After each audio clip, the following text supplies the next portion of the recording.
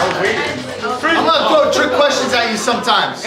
No elections for the Supreme Court. Why? Because they're chosen by the president, and then the Senate has to approve of them. Just like when Mr. Smith was hired for this job, my supervisor hired me, but the Board of Education had to approve of me.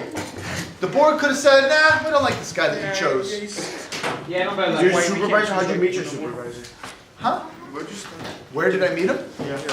Well, Oh, my knee's bleeding. thankfully my college, Montclair State University, gave me an internship Moment. at Halsey. Montclair State. See, this is the problem with you, Adrian. Sometimes when you get on that phone, you're only partially paying attention to me. It's hard to multitask and give 100%. FYI. So I had an internship at Halsey, and my teacher who was mentoring me, Mr. Feinberg, he's like, yo, he's like, you want to get a job here? He's like, I could bring in my supervisor to observe you. And if he likes you, maybe he'll give you a job if there's an opening. That's what happened. So, there you go. That's how I met him. Okay. So, Supreme Court, they're not elected. Now, I don't think I explained it so well yesterday or on Friday. I'm gonna do it again. Okay. Just so we know. Supreme Court's allowed to serve for life, and they don't have to get elected. Okay. Now, the theory behind why they designed the system like that is so that the Supreme Court can do things that might be unpopular, rule on law that's unpopular, but it's the right thing to do, in theory. Let me give you an example. Okay. I have to ask you a question first. I'm going to pick an individual. Whoever I pick, I want you to answer me honestly. I don't want no BS. Adrian, I'm calling on you. How do you feel, sir, about gay marriage? About gay marriage? Give me your honest thoughts. Alright. No, wait a minute. There's a lot of different branches of gay marriage. Should homosexuals be allowed to marry? That's what I know. It says sure. Okay. Thank you for giving me that answer. Now, in second period, I asked the student that same question, and the student answered me, said no.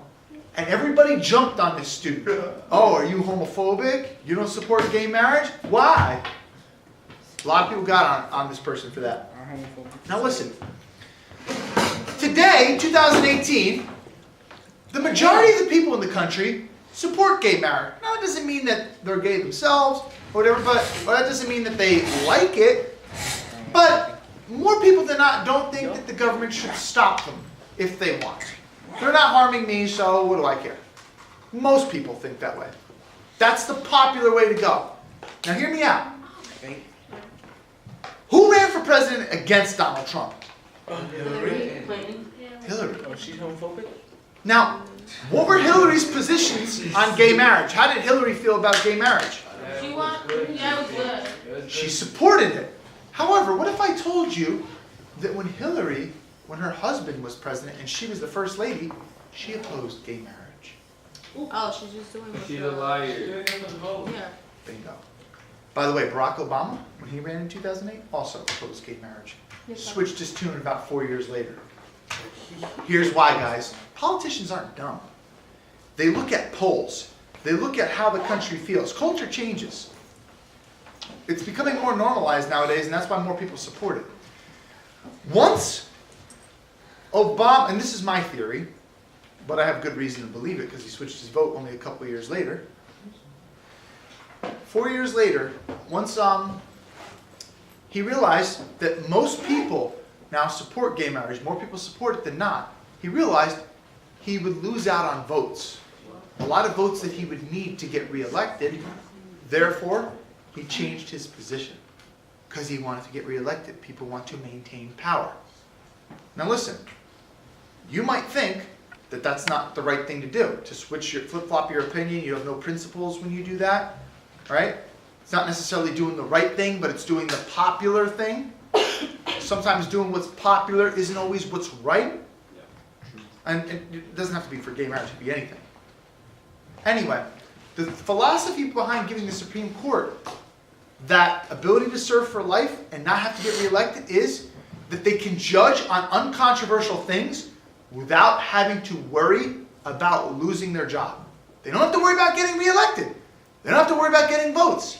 So that will allow them to just read the Constitution, read other cases of law, and decide on what's right. Does that make sense? Yeah. It does? Let me give you a very probably the most controversial Supreme Court case in all of U.S. history. 1973. Does anybody know what case I'm talking about?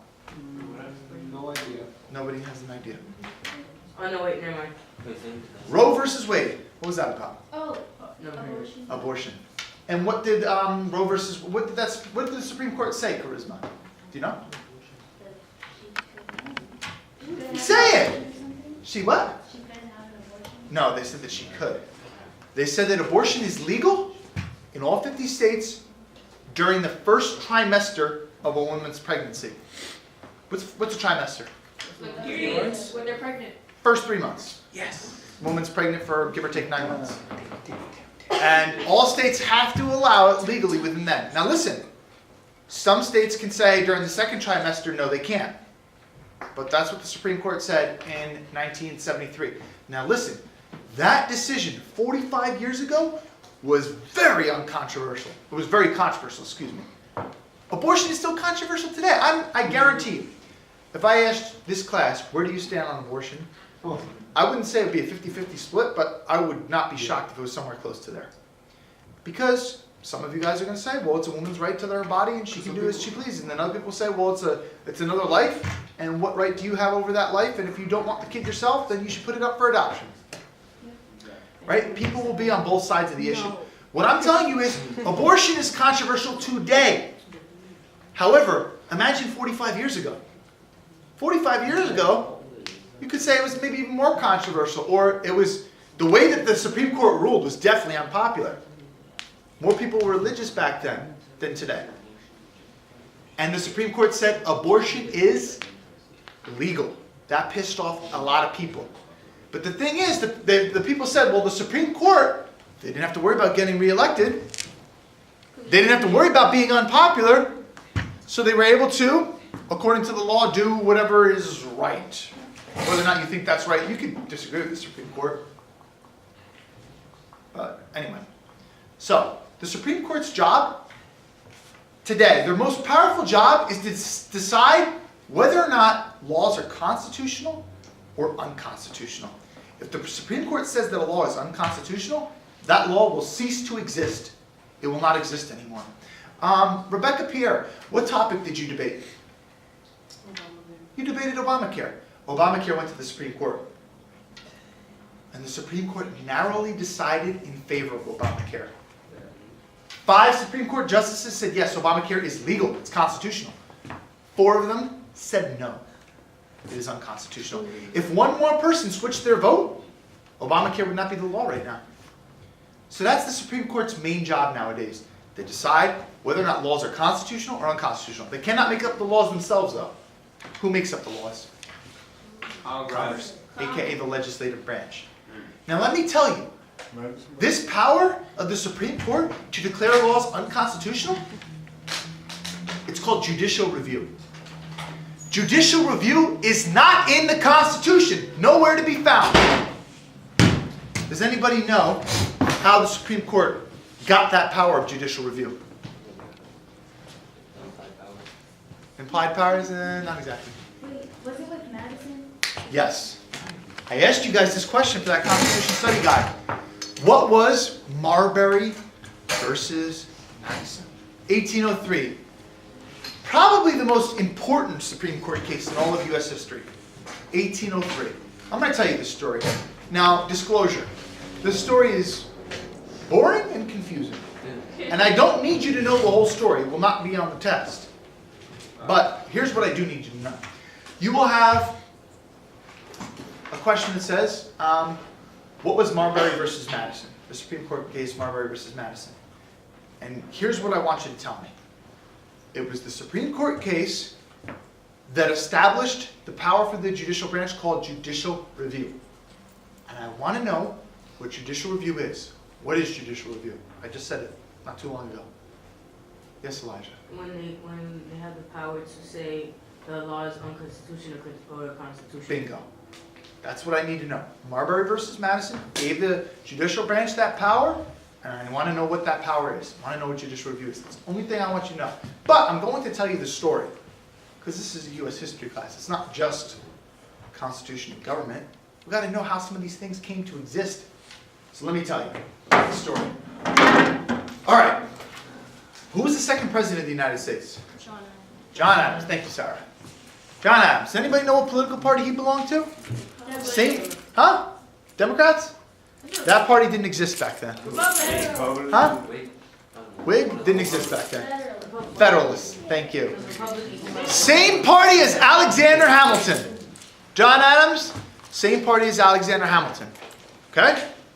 Now, the other party at the time, the other major party at the time, was called the Democratic Republicans. Like today we have the Democrats, and then we have the Republicans.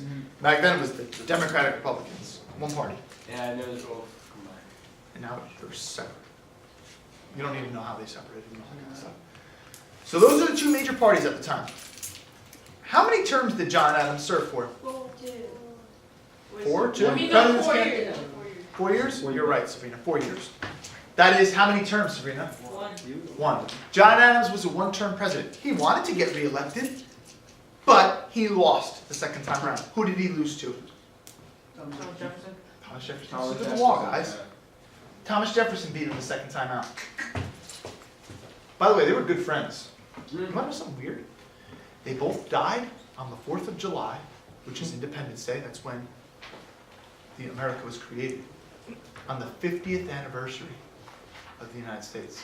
They were writing letters to each other days up to their death.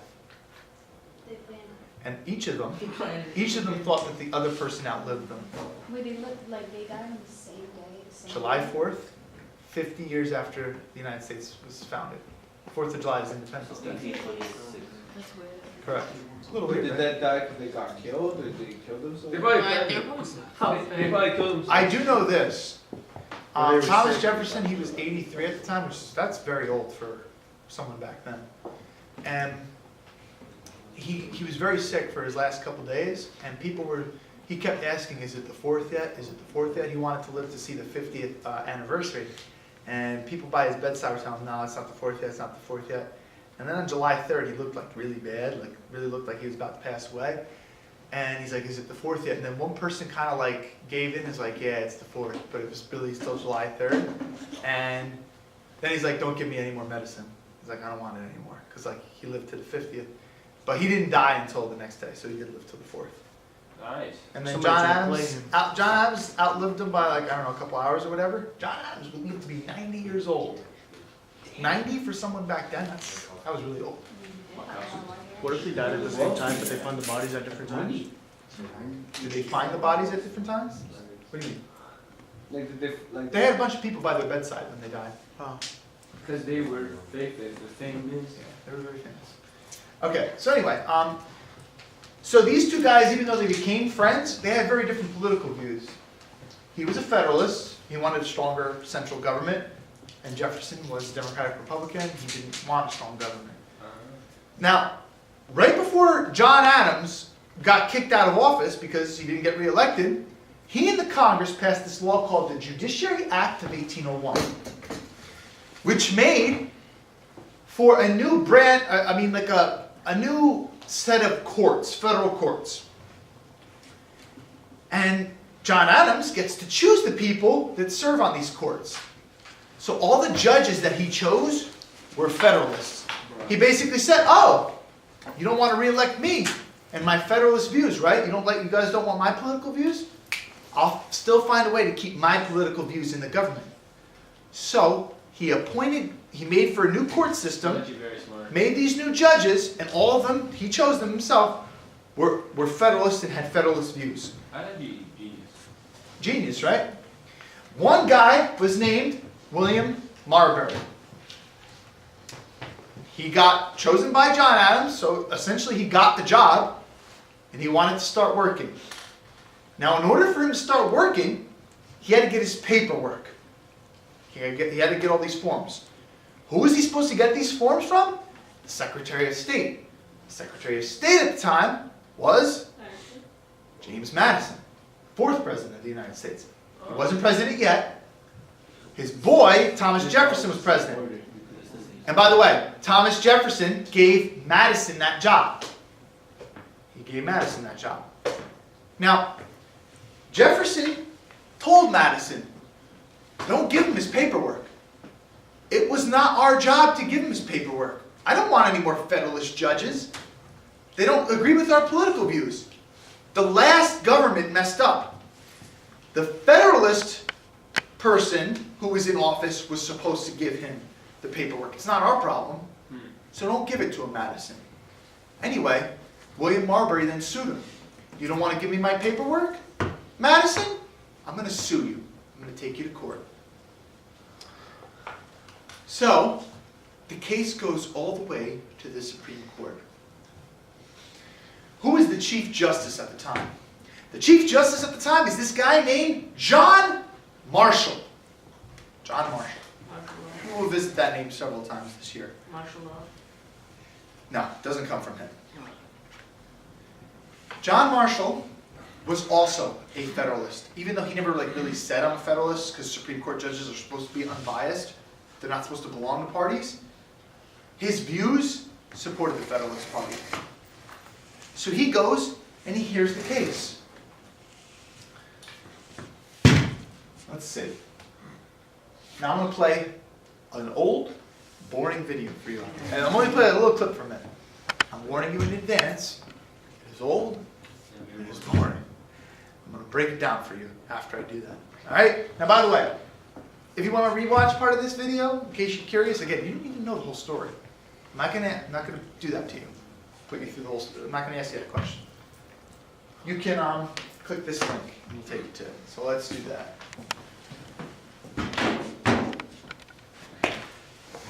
So this comes from, they did some TV series on some Supreme Court cases, famous ones throughout United States history. And they did one on Marbury versus Madison. So this is the Supreme Court, and they are debating how to rule on this case. Who's right, Marbury or Madison? Wait, I are you am. asking? No. Oh. I'm just saying. The crucial question. Can the situation... This guy, it's not really John Marshall, there was no cameras, this is an actor. This guy's playing John Marshall. Can somebody get the lights, please? With the lights.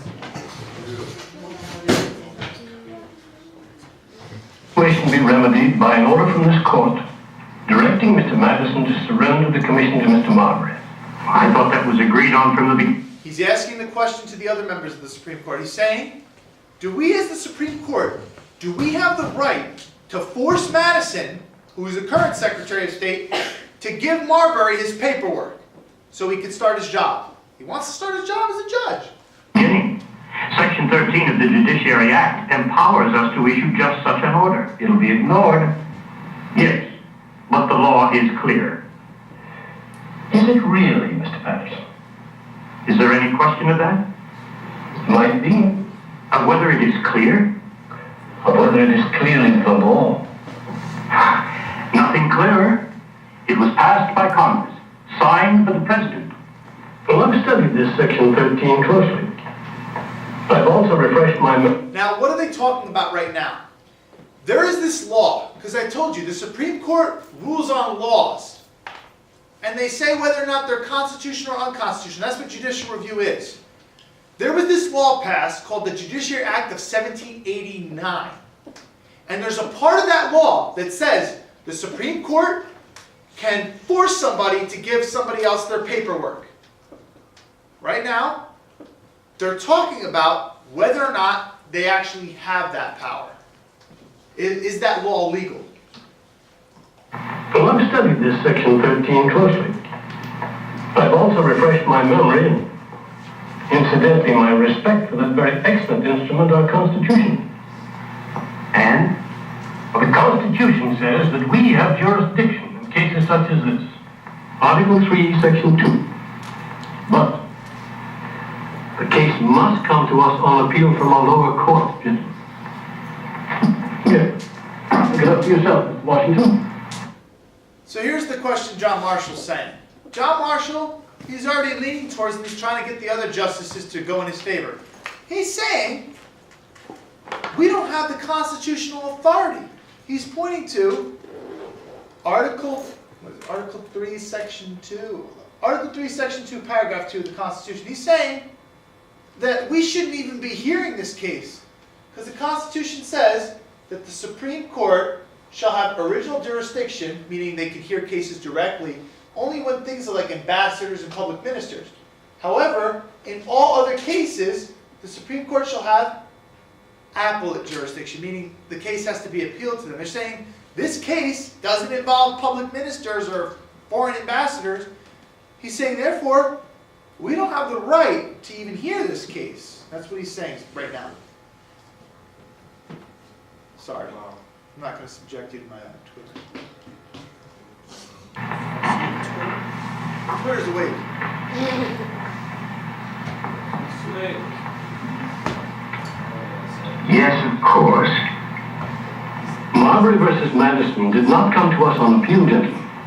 It originated in this court. Perfect. We have no jurisdiction. The case is closed. Not quite. Oh?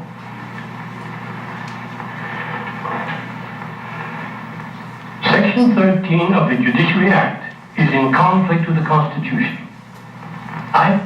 He's saying this law, Judiciary Act of 1789, it's unconstitutional. Suppose we make the point. How so? By declaring it unconstitutional. Section 13 presumes to give us jurisdiction where the Constitution plainly says we don't have it. I disagree, Mr. Chief Justice. I disagree. Section 13 merely says that we can issue a court order, quote, in cases warranted by the principles and usages of the law. It does not specify the nature of the case. It does not say, in cases which originate in this court, nor does it say, in cases which come to this court on appeal. Section 13 merely says, in cases warranted by the principles and usages of the law. So, Section 13 need not be construed as conflicting with the Constitution. Now this guy's William Patterson. I mentioned his name to you before. I also said he's the same dude who proposed New Jersey. the New Jersey plan. That dude. He's saying, Marshall, I think you're reading into things, bro. You're trying to say that this thing is unconstitutional, but you're just interpreting it in a weird way. So let's see what Marshall says. All depends on how we interpret it. Mr. Patterson. Can? And guys, remember, I told you this since the beginning of the year. Texts can be interpreted in different ways. Let's see what Marshall says. Section 13 be interpreted as giving us jurisdiction in a case like this that originates in this court? Yes, of course. Then, it is in conflict with the Constitution. But we don't have to interpret it that way. But we can. And I urge that we do so. That we find Section 13 unconstitutional and that we so declare it. Gentlemen, I ask for your consent. Why is it not enough to say that we have no jurisdiction? Why go further? Why, plain as day, Mr. Patterson. Stop there. All right. Again, I know it's confusing. And I don't even think I'm good at explaining it, but I'm going to try my best. So here's the deal. Let me read Section 13 of this Judiciary Act. This is the law that they're talking about, whether or not it's constitutional or not. It says, quote, the act to establish the judicial courts of the United States authorizes the Supreme Court to issue writs of mandamus. And a writ of mandamus is when the court forces somebody to hand over their paperwork. Writ of mandamus, the law is talking about how the Supreme Court has the ability to force somebody to give them their paperwork. All right? In cases warranted by the principles and usages of the law, to any courts appointed or persons holding office under the authority of the United States. Now Patterson's saying, how is that unconstitutional? Marshall's saying this. Here's why it's unconstitutional. the law is unconstitutional because this case, Marbury versus Madison, which is all about forcing somebody to give their paperwork, it didn't come to us originally. It came to us on appeal. It was appealed to us. So we don't even have the right to judge on this law. But Marshall took it a step further. He said, well, all future cases, if they're like this, we might have to rule on it. And they might come to us with the original jurisdiction, and we don't have that jurisdiction. We can't rule on these types of cases where we're forced to give somebody paperwork because they might not come to us on appeal. But Patterson's like saying, well, listen, the Judiciary Act doesn't say that it has to come to us on appeal or it doesn't have to come to us on appeal. Anyway, I know it's confusing and I did a terrible job explaining it. I'm sorry. Here's the thing. I'll say this. Let me give you my opinion. What do you want to say? What paperwork are they going to give them? Marbury's paperwork to start his job as a federal judge. Does that make sense?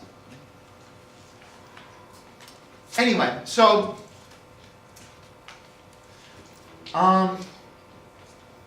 listen, John Marshall clearly read into this. He read into this and he made up something. He made up something and he made an issue with something when there really wasn't an issue. Here's why, guys. I keep telling you guys, politicians, many times, people who serve in government, they're not always great people and they want power. Let me tell you a story about John Marshall. John Marshall, this dude, he was a Federalist, right? When the Constitution was being ratified, that means being approved, he's from Virginia. He was in the Virginia Ratifying Convention. And he argued, you know, the Constitution, it could be better. We should have the judicial branch, he wasn't in the judicial branch yet, should have the power of judicial review. And the people in Virginia, they basically laughed at him. They said, no, we shouldn't have the power of judicial review. That's going to make the court too powerful. And they disagreed with him. And that's why there's no power of judicial review in the Constitution. The Constitution says nothing about judicial review. So Marshall didn't get his way in 1788. However, what is it? 15 years later, he's now in the Supreme Court. He found a way to take that power anyway. What he did was, when he ruled, and he convinced the other members of the Supreme Court to rule that a law was unconstitutional, even though they didn't have that power, they set a precedent. Not president with an S. Precedent with a C. That means an example. They showed future Supreme Courts, we now have this power. We did it before, we said that we can rule a law unconstitutional. And Marshall said, he said this, when he made his ruling for the Marbury versus Madison. He said, quote, "It is emphatically the province and duty of the judicial department to say what the law is." And he says other stuff. He's saying, why else do we have a judicial branch? If our job is not to interpret and say what the Constitution means, then what are we even here for? Facts. You say facts? I say one of the biggest scumbags in U.S. history. I just gave you an opinion. John Marshall, he basically, when the Constitution was agreed upon, people said, no, the government can't do this thing that you want. Can't do it. He was told no. Yet, even after he was told no, and that was what was agreed upon, he found a way to still work it in. So, the biggest power that the Supreme Court today, the biggest power that they have, they shouldn't even have. It was acquired through an unconstitutional means. Does that make sense? Kind of. You don't need to know the whole story. I wouldn't do that to you. I just need to know from you. What was Marbury versus Madison? It was a Supreme Court case that established the precedent of judicial review because the Constitution doesn't speak about judicial review. What is judicial review? It's when the Constitution says the laws are constitutional or unconstitutional. That is the greatest power that the Supreme Court has today. Listen, there could be a law passed let's say hypothetically, Obamacare got 70% vote in both the House and the Senate. That's a lot. And then the president said yes. The Supreme Court could still rule it to be unconstitutional. And then it can't be the law. That is a tremendous power that the Supreme Court has. That biggest power that they got was acquired through unconstitutional means. Yes? Who's bigger than the Supreme Court? You could argue that the legislative branch is. That's how it was designed. I mean, the Supreme Court was not supposed to have this power. Now listen, the Supreme Court cannot make up laws. They can't make up laws. They can only say they're unconstitutional. So it's not like they can make up a law themselves. So it is still a system of checks and balances, even if one branch of government is doing something they're not supposed to be. All right. So now that I've moved on from that boring story, I'm sorry to subject your ears to that. Here's another thing I want you to know. This is a multiple choice question. What type of government do we live in? A republic. Republic. That's a multiple choice question. Don't say democracy. If I see you pick democracy, I might take an extra point off. Well, we used to, right? No. Listen to That's me. like the same thing. Let me clarify. The president reads the comment. Exactly. A republic is a form of democracy, but it's not an entire democracy. Somebody read the slide to me that says direct democracy. Somebody read that for me. Ordinary citizens are able to vote on all laws and other major decisions, and their votes are counted directly. Thank you. So So back in ancient Greece, I think Aronovitz told this to you guys. He told me he did. if we listen. No. He talks, we don't listen. Well, Back in ancient Greece, I'm talking like before Jesus was born, in the BCs, any Greek citizen could vote on a law if they were a citizen. Not everybody was citizens. There was hella slaves in Greece at the time. They couldn't vote, huh? Well, not every person. As long as they were a citizen, they could vote on laws. Guys, Right. Sabrina, true or false? Once you're 18, you can vote on a law. False. 21. You can't vote on a law. What do you vote for? You vote for the people who vote for laws. As Princess just said, the president. The president, in a sense, votes on laws. You don't vote on laws. You vote for people who vote for laws. Does that make sense? Those people represent you. Notice the first three letters. Rep. A republic. Rep. Republic people represent your interests. Guys, I'll tell you right now. Part of the reason that some of those politicians were so anti-gun. Take the hoodie off, bro. Listen. That guy, I don't even know his name. He came around last period. And he was writing up students that didn't have hoodies. That had hoodies on, excuse me. I don't know his name.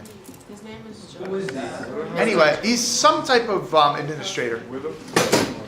So not only could you get written up for that, but it makes me look bad. Anyway, guys, listen. New Jersey is a state that likes a lot of gun control, likes strict gun laws. Good. So all these people from New Jersey, whether it's Bolwidge or that other guy or Cory Booker, part of the reason they're very want strict gun laws, they're like anti-gun in a sense, is because they know that that's what the people of New Jersey want. That's the popular thing to do. That's what's going to keep them getting votes. If they oppose it, it might not help them get votes. So listen, what was the point I was trying to make? When you vote for a person, let's say I meet Cory Booker at one of his campaigns or one of his rallies. Hey, Mr. Booker, you have my vote on November 15th, but you better vote to make strict gun laws. Otherwise, you don't have my vote. Okay, Mr. Smith, you got it. You tell them, I will vote for you, and you do something for me that I want. Does that make sense? Now, of course, politicians don't always do what you want. But in theory, that's what they're supposed to do. They're supposed to represent their constituents. Yes, Adrian? It's actually a good thing that New Jersey has strict gun laws. Because the other day I was researching, No, you weren't. And it said that that New Jersey only had one school shooting out of all its history, and it was in like 1940 something. Okay. Interesting. So, Adrian said there's been lots of school shootings going on No, there's only been one. in U.S. history, but only one in the United States, and that was in the 40s, which is interesting because New Jersey. Don't we have a high rate in New Jersey, which is it's interesting that that happened at that time because mass shootings were not a big thing back then. He wasn't When was it, Charisma? I don't even know. I don't know. I Okay. know that there was only one school shooting. Told you to Sarah, can you tell me the difference between a republic and a democracy, No. Okay. please? From what I understand, wait, like, the branches, like, Well, we live in a republic. What is a republic? you just explained I want you to re-explain it. it. So basically, citizens can't vote on laws, Correct. but they vote for people that can vote for law. Correct. Absolutely. If you have a politician who is not listening to their people keep telling them, I want you to vote this way, I want you to vote that way, and the politician's not listening to them, that politician probably will not get reelected. Does that make sense? They're supposed to represent their people's interests. They don't want to lose their job, so they vote on laws. They're like, now think about that. Here's why we have that type of system.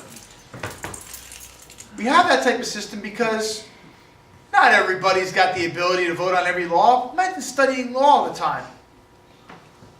You don't have the time. You got to raise kids. You got to study. You got to work. Who's got time to vote on laws all the time and study all these different laws? You vote on a politician who's supposed to be an expert, supposedly. They're supposed to vote on the laws for you. So you're delegating some authority to them. By the way, most politicians were lawyers. Former lawyers or are currently lawyers. FYI. So they know a lot about law. Anyway, you don't need to know all that because it's a multiple choice question. We live in a republic, not a democracy. Don't choose democracy. But a republic is a form of democracy, but I want you to know that. Okay. Article 5. There was one question from the game about this. Article 5 talks about how an amendment can be made to the Constitution. First of all, Miguel, what is an amendment, sir? It's like a law based on the Constitution. No. Yeah. Yes, Diani. It's a law that can like alter the Constitution. Thank you. An amendment is an alteration or a change of the Constitution. It's when you change the Constitution. All right, look. Why do I have these signs up? We want beer, farewell, 18th Amendment. Well, listen. Prohibition. Thank you, Sarah. Yeah, because All right. Back during the Progressive Era, the early 1900s, there was a lot of people who became very... Sorry, that was the weakest sneeze ever. Bless you. There was a lot of people, it was actually mostly women, who were very opposed to alcohol, people consuming alcohol. Why? Because Americans drank a lot during that time. And husbands used to come home and beat the crap out of their wives and beat their children. So a lot of women were like, this ain't right. We have to make alcohol legal. And it wasn't just women, of course, but they were the biggest leaders behind this movement. So they lobbied their politicians, right? Politicians are supposed to work for you, right? They said, we want alcohol to be illegal. What's the best way to make it illegal? You get an amendment passed to the Constitution. An amendment is an actual, it's not just a law. It's an actual change to the Constitution. It changes the words that are in the Constitution. The 18th Amendment made the sale and consumption of alcoholic beverages illegal. Yeah, and in 2010. Huh? Was it? Alderman Flint, please report to room 14. Alderman Flint, please report to room 14. Was it Yeah. Well, it lasted into the 20s. It began in 1913 and lasted until 1921. Now listen, Prohibition was very unpopular amongst the people. People didn't stop drinking. They got it illegally. Speakeasies. People find ways to get it illegally, just like people get drugs illegally today. That's why some people say you could ban drugs all you want, people are still going to do them. Anyway, even though alcohol was illegal, it wasn't necessary. Making an amendment didn't necessarily work. So the government lost out on a lot of tax money. Can't tax alcohol anymore. Government lost some money. And not only that, but bootleggers, people who were doing illegal things, all of a sudden they got a lot more money. Good morning. Please rise for the Pledge of Allegiance. So they changed the Constitution again. 21st Amendment repealed the 18th Amendment and made alcohol legal once again. Please remain standing. As a member of the Elizabeth Public School Professional Learning Commission, and treat people as they should be treated. To do that, I pledge to understand the community is a special gift. Listen respectfully with someone else's speech and make attention not correction. You can accomplish No, it talks about how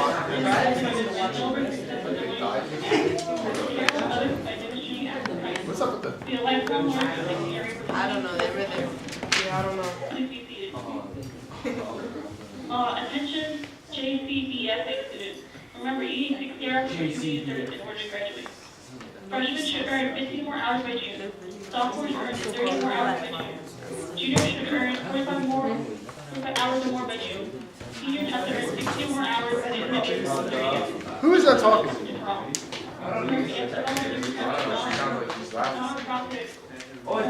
Quiz time as soon as they're done with the announcements. Be ready. Pick up the 23rd form in the main office or guys. Did you say the phone? Scholars are supposed to be on Friday, March 23rd at 8:45 a.m. Scholars were invited to dress up in special occasions for the week. Hanging that. I got a scholar, but I don't know what's On Friday, go in and bring the food to the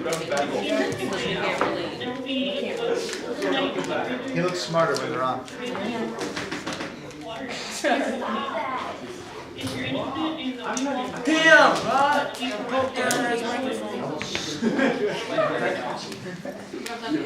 She does? No. Oh my The bell's not ready. Sometimes I do it in class for dramatic effect. Sometimes I don't. I wonder if I should. I want to also be respectful.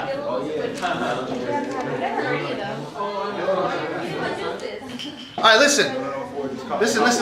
All right, quiz. Talik, what is an amendment, sir? It's changes to the Constitution. Thank you. A change to the Constitution. So, 18th Amendment made alcohol legal. Wasn't working so well. They passed another amendment about 8 years later, the 21st Amendment, which basically said the 18th Amendment no longer exists. Now people could consume alcohol. Now tomorrow, we're going to continue with how does an amendment get passed? It's not the same as passing a law. It's much more difficult. Oh yeah, we come in early. We come in late, don't we? Oh, damn. Is it SATs? Yeah. What's up?